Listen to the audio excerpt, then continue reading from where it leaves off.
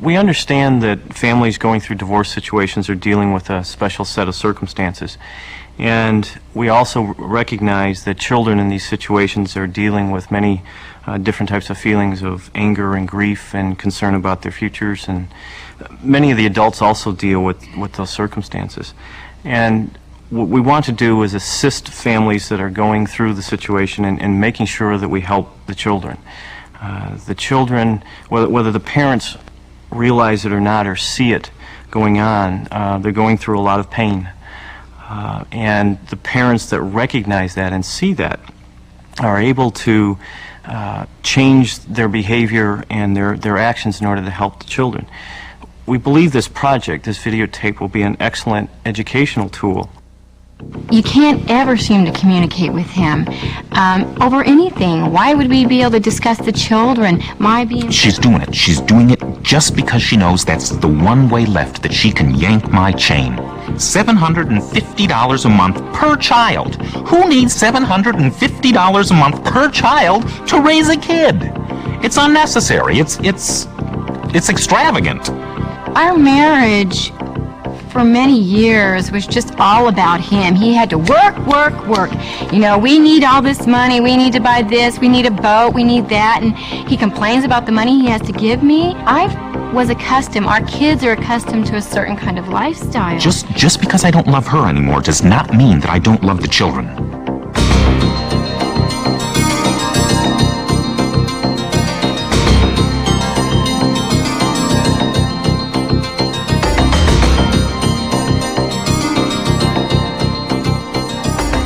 If I ever wanted to know what was happening in a family, I learned not to ask the adults, I learned to ask the kids.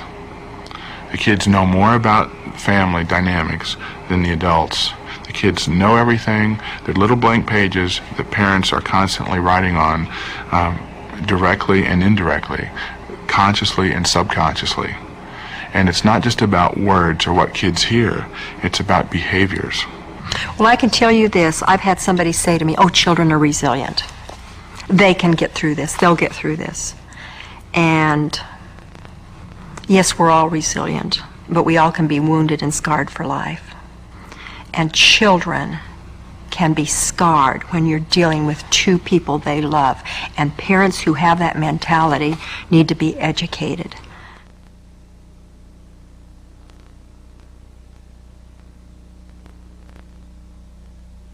When my family, was divorced and I went back and forth from my dad's to my mom's, they kind of had put me in the middle, would tell me things, and I didn't think that was right. It used to get me really angry. And I felt like I had to defend both of them, to the other one. Both would end up saying hurtful things to me about the other person, which, looking back on it, just destroyed a lot more things than my relation with the other parent. I felt really sad, but I never really tried to show it. Hey, Dad. Yeah, I'm okay. Nothing. Tell your dad he needs to send a child support check. I haven't gotten it yet. Go ahead, tell him. Yeah, Dad, I know. I need the child support. Tell him if he doesn't send the child support, you're not going to go spend the weekend with him. I don't know, Dad. I'm serious. He needs to send that child support, otherwise you're not going over there. He said he sent it. Well, I haven't received it, so he needs to get it in the mail quick. He's lying. He sent it. If he said that, he sent it. Well, until I get it, you're not going over there, and you tell him that. Dad, I can't go to see you until she gets the child support. He's a very strict parent. He was always stricter than me, and he expects me to be like that. Well, I'm not going to be like that because I think he's too strict. I'm a little bit easier on them, and they seem to like that better, and they respond to that better. He doesn't think so, and, they complain to me all the time about how mean their dad is. So, they like it that I'm a little bit nicer to them. And I don't think they're any confused about how the rules are here and how the rules are there. They're old enough to know that the rules are different. They're not exactly doing cartwheels to see their mother. It's something they have to do.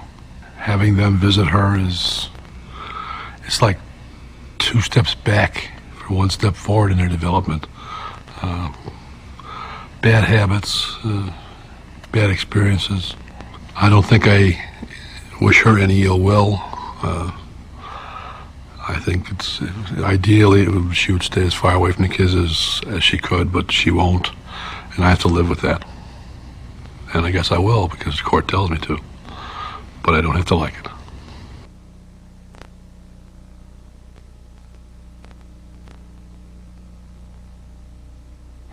What are you guys doing?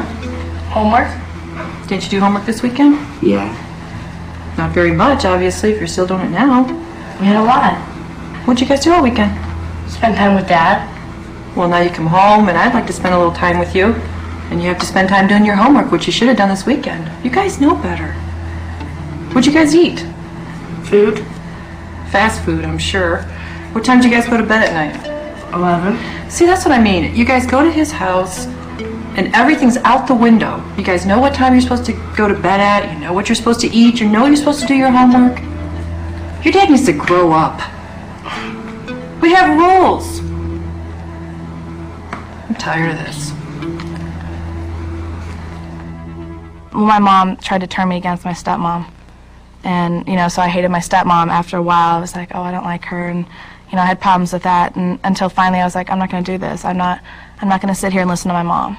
And, you know, my dad would be like, your mom doesn't do this right. And, you know, you need to watch her or whatever. And I was like, Dad, you know, it's not for you to say. I don't need to do this. I'm not the adult, you know. A lot of parents don't realize they're doing these overt things that can affect children.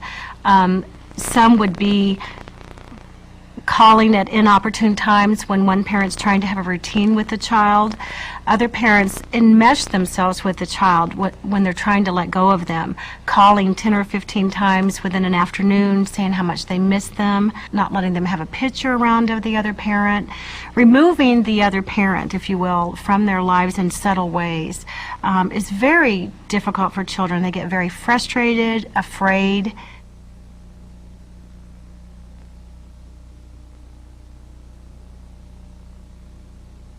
I had to deal with not feeling as close with my father because I didn't see him as much.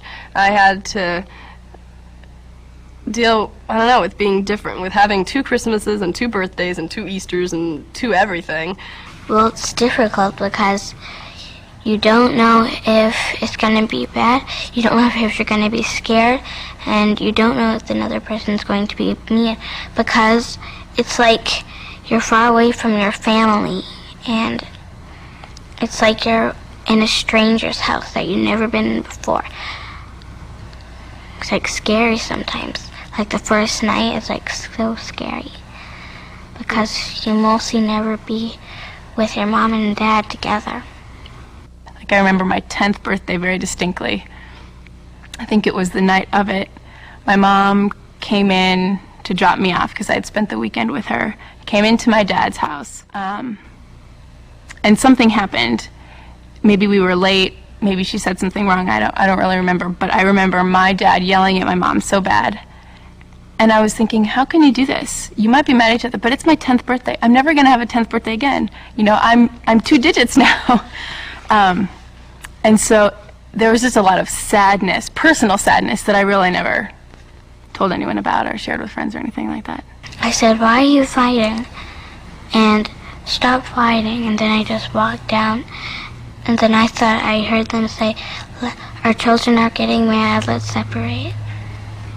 I remember as a kid just thinking that this is never going to make sense to me, and I think it's just going to be a permanent hole for the rest of my life, no matter what I do, no matter who I talk to, no matter what the situation is. Okay. Hi. How's it going? Good. How was your weekend? That's fun. Dad, Terry, and I went out and went ski. I don't know how you can have fun with her. She's the reason his family's not together. Dad said he didn't even know her when he lived with us. He's lying. He did. You didn't even want to know about my weekend, did you? You just want to know about him. You don't understand. I do all the work. He doesn't do anything. He has all the fun. Just because you hate him doesn't mean I have to hate him also. I didn't say that, but you just don't understand. He's the one that's got the best part of the deal. No, he never.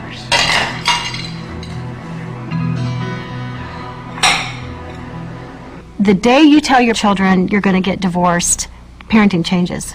You are parenting a child of divorce, which is different than parenting a child that's in your home in a regular family setting. On one hand, you're going to need to grieve what happened in your marriage, that your relationship ended, that your life has changed, and you're going to have emotions about that. Somewhere in the process, you're going to have emotions about your marriage ending. Separate that from learning how to get along for your children's sake.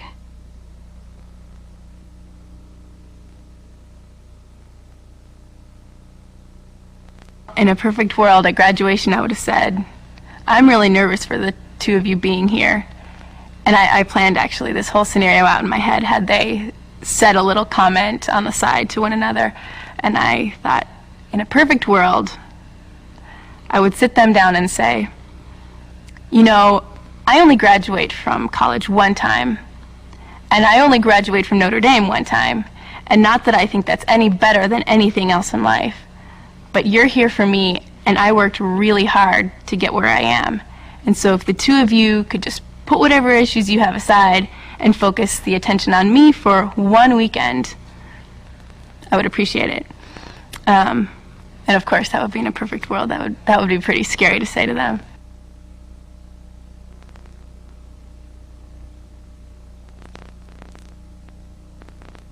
I just can't do this anymore. He's not going to be in mine or my children's lives anymore. I will not listen to anything he has to say anymore. He is unreasonable, and I just don't understand him, and I will not. I don't want to see him anymore. I just don't. He has put us through so much that I just can't even stand to think about him anymore. I understand where you're coming from. I remember feeling that way early on in my divorce. But, there's a point where you got to get past that because your kids really need him. I'm sorry, but you don't understand.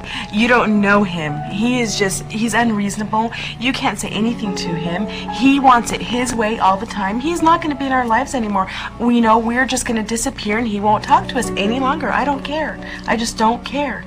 Yeah, like I said, I understand because I felt that way about my ex for a long time. But, you got, like I said, you got to get past that because there's a point where, your kids are going to really miss the relationship, and they really need him in their lives. So I don't know how long it's going to take you, but I know at some point you may need to get some counseling. That's what I had to do. I had to get counseling in order to see, and work out my problems and not let my feelings for him affect my children, because my children really loved him and they really wanted to see him. And they wanted to be able to go, and they didn't want to upset me, but they still wanted to be able to see him. And for a long time, I was letting my feelings affect their relationship with their dad, and that really hurt them. If you are appreciating your child's love for the other parent, the time they spend with them, even if it's different than yours, even if it involves a bigger ordeal, more financially resourceful situation, if you're enjoying that situation for your child, listening to their excitement, listening to their feelings about loving to be with my mom, I love to be with my dad, again, you're contributing to their self-esteem, which when they hug your neck or say, gee, Mom, thanks for listening to that, or thanks, Dad, I love it when I can talk about Mom, that is such a win for you versus the child who can never mention the other parent's name in their house. If I could have told my parents, make sure this is what you want, make sure what you're doing is right, and that above all things, this is vastly more difficult for your kids than it is for you, because you're making the decision for yourself and you get on with your life, but kids don't know. I don't think kids know how to do that. At the same time, to be able to remind your kids that this happened, and it happened because of your other parent and I, but to say that as many times as you can, to be able to say that I do still love you. If you really do and you care about your kids, remind them, because it's so easy as a kid to forget that and to second guess that continually. These cases of alienating behavior are probably the most difficult cases that we have to deal with in the post-divorce context. It also comes up pre-divorce, but for the most part it comes up after the divorce, and is generally long-standing, and therefore the threat to children is extremely severe. And I just can't emphasize enough to both parents and judges the effects of high conflict, persistent high conflict on children. And it's something that needs to be addressed in each of these cases, because if it persists, there's little question in my mind that there will be damage to emotional damage to the children.